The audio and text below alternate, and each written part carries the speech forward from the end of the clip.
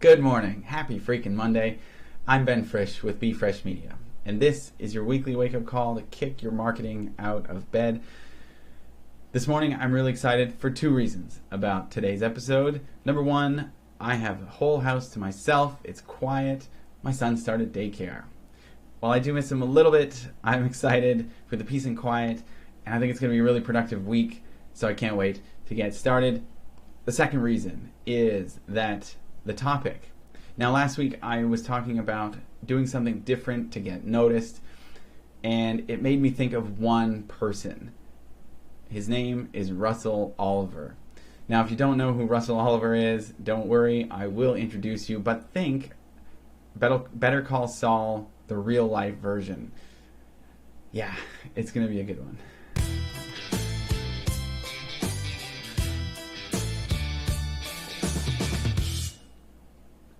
So Russell Oliver, aka Oliver Jewellery, aka the Cashman, aka the Lone Arranger.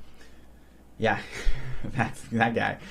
He is a cash for gold jewelry store owner that starred and probably wrote most of his commercials that really kind of hit the scene in the 90s to early 2000s.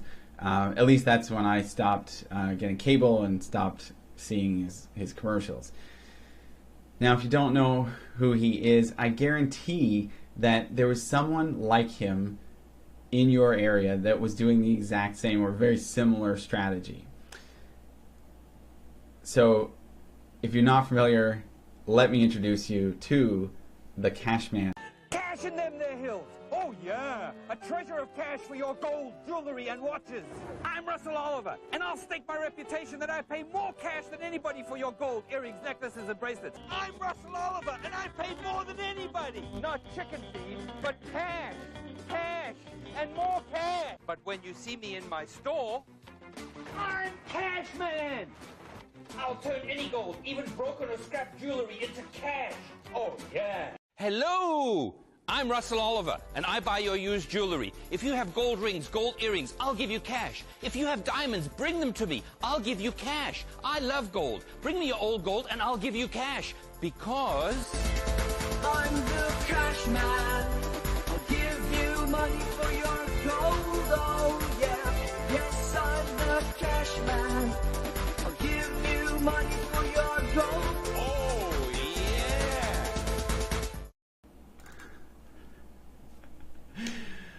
All right, I'm sorry. That song will be stuck in your head for the rest of the day. Not much we can do about it, but I had to show it because that was a classic Russell Oliver moment, and that was just a snapshot of some of his ads through that time period, again from like the 90s to the early 2000s. So what do I want to say about this approach? Number one, let's talk about his creative strategy. So he was obviously willing to do anything to get your attention.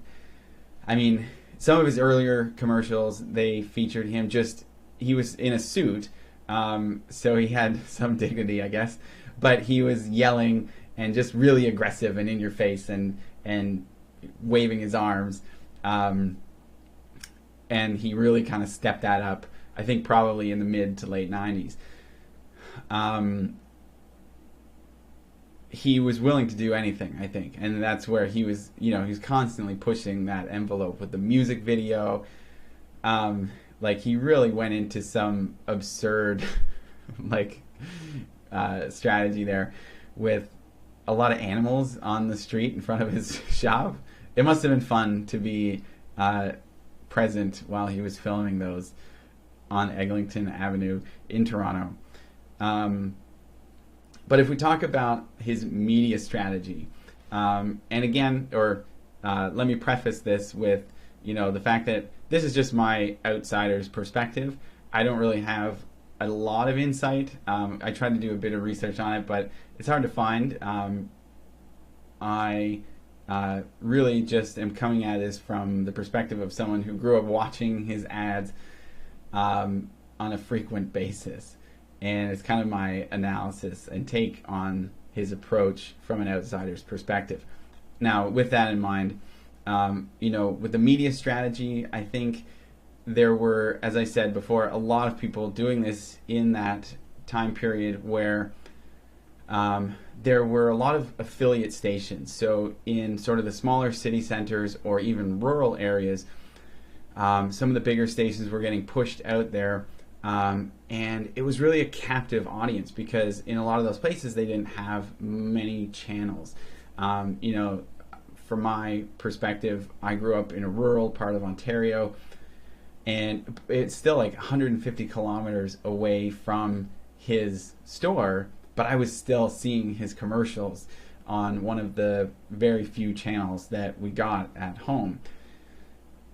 And so during that time, I think this allowed people like Russell Oliver to really push the frequency of ads, because those smaller affiliate stations were presumably less costly. So I still think he spent a small fortune to push his ads, but essentially it was a shotgun approach. He cast a wide net way beyond his store boundaries, or just out of the limits of the city, because he just wanted to build that brand, and it worked. Like, as much as people will complain about how annoying those ads were because of the frequency, because of the absurdity,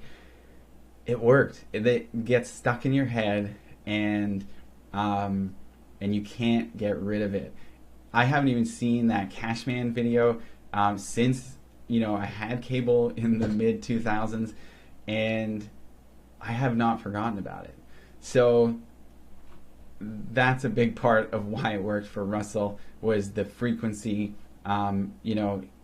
casting that wide net. He was really just paying for celebrity status.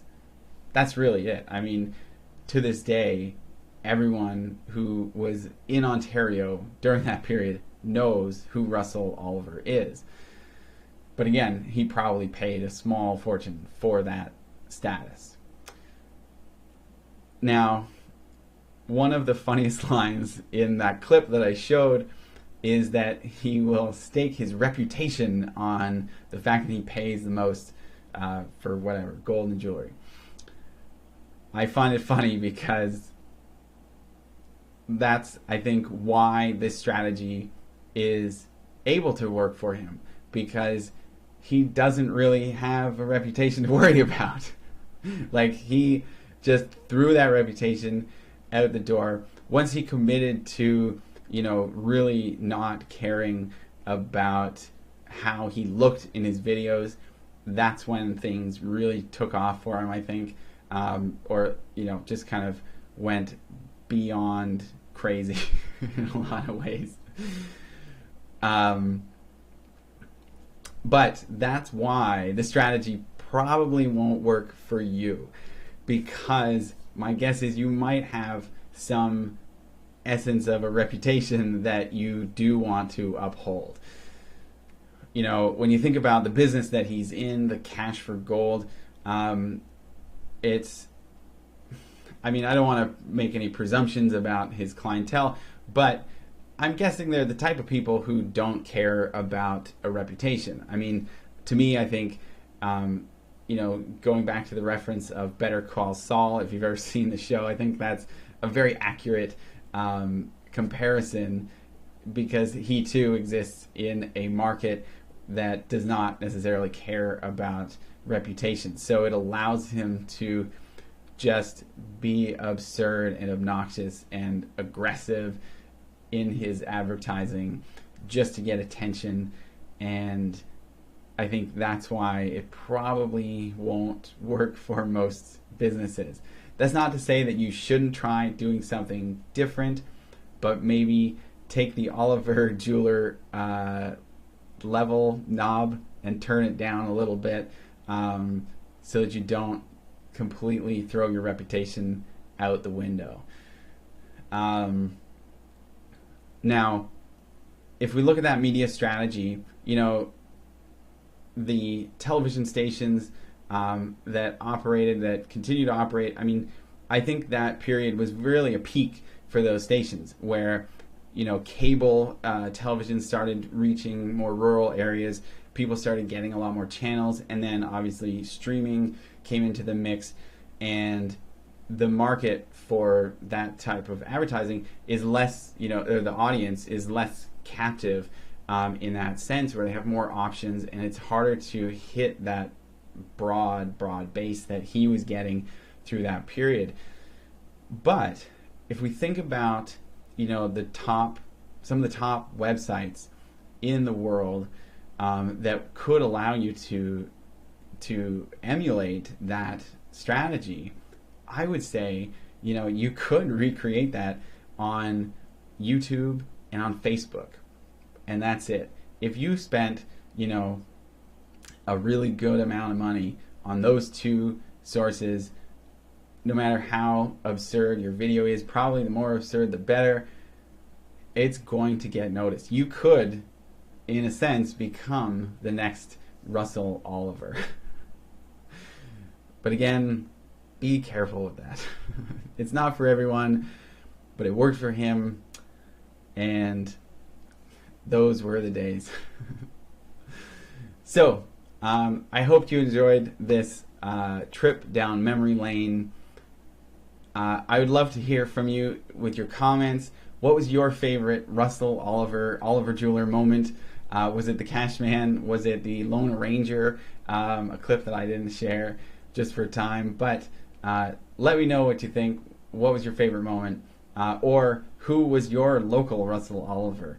I'd love to see some more of these people from the 90s with their crazy television ads. It just cracks me up. I love it. Anyway, that's it for me. Have a great week, and we'll see you next week, bright and early. Take it easy.